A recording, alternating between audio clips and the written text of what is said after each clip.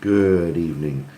This is a short video, just part of a mini series where we just discuss random things, individual questions that have been sent my way, what my thoughts are on certain dietary aspects, etc.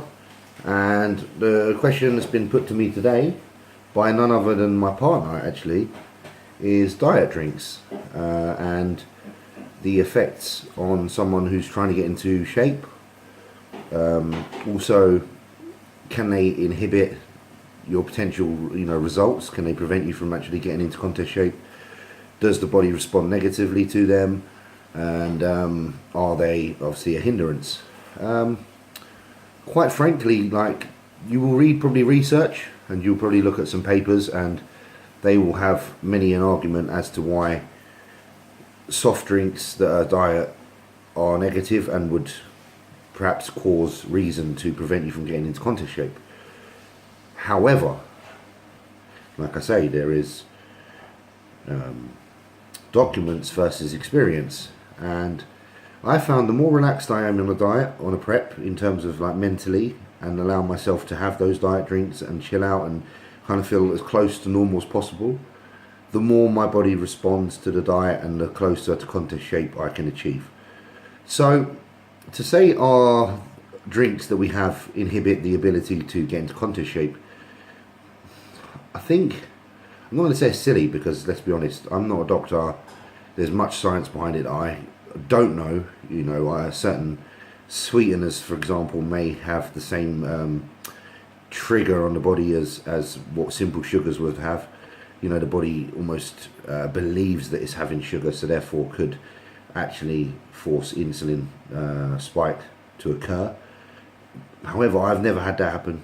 I've been able to get into contest shape numerous times with soft drinks in my diet, and those times that I've been able to get in shape, I felt mentally better because of having those soft drinks there to kind of cushion the blow of the diet, because it isn't easy dieting and there's not many things you can have that satisfy the taste buds, your thirst, and your appetite in general.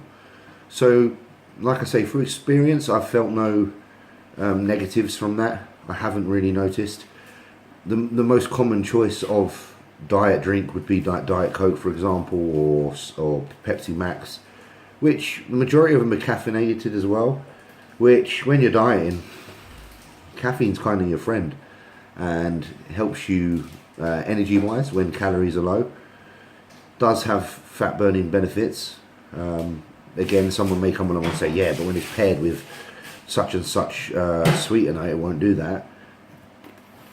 When I've dieted, it's been fine. And I've probably allowed myself to have anywhere between 1 to 4 cans of soft drink a day and not notice much difference. Another thing I do notice as well is that with these fizzy drinks, sometimes they're great at settling in the stomach. If you're someone that finds yourself constipated, windy, feeling quite uncomfortable in your stomach, it's amazing how sometimes a soft drink can actually really settle that. So the gas must just have an effect on the body where it just levels things out nicely. I don't overly bloat from soft drinks. I don't know about yourselves. And if I do, it's only while I'm drinking them. So within half an hour after, you're pretty much back to normal. Again, I wouldn't say if you're 10 weeks into your diet and you've got 4 weeks left just to throw them in because you can, because you shouldn't really change anything last minute. What you've been doing is what you should be sticking to, and that's rule of thumb. I think that's something that we all understand. And however, if there's something you have in your growing season and you have at the beginning of your diet phase, I can't see why you would need to really pull them out, apart from the last few days before when limiting fluid intake.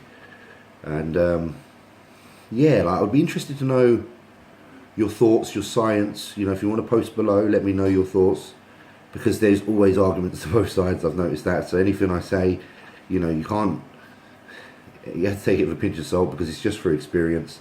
I had soft drinks this year, getting ready for the shows, and it had no real issue. Again, I wasn't caning them, I wasn't like living on them, but if you're ultimately looking at calories in, calories out, then there is not much negative to it. But again, some people might have a bad experience. Some people might take them and feel that they're getting hypoglycemia, or forcing the body to secrete insulin, and then they're not eating straight after and they feel dizzy. I don't know. There's so many different things that can happen to a human body, because the human body is a whole other being in itself, something that many of us will never fully understand. Most of us will never fully understand. So that's the short video tonight, just on the discussion of soft drinks. Again, so my final review on that is that I think they're okay when you're getting ready for a show. But like I say, guys, post below. It's all about topics of debate. It's all about getting involved and talking to one another and pointing out as much information as possible for others to read and share. And I hope you enjoyed the video, even though it was brief and it was a simple subject. But we'll do more of these, and have a good evening. Thank you very much.